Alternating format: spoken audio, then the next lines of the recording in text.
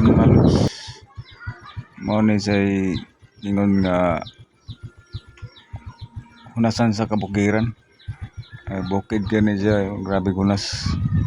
Ambot ang tubig diri sa bukid ba. Layo-layo kaning bukira gyud.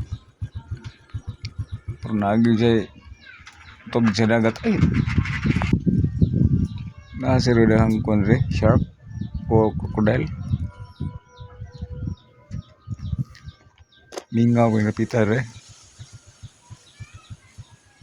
Nasiro dahang mga kun eh, wati.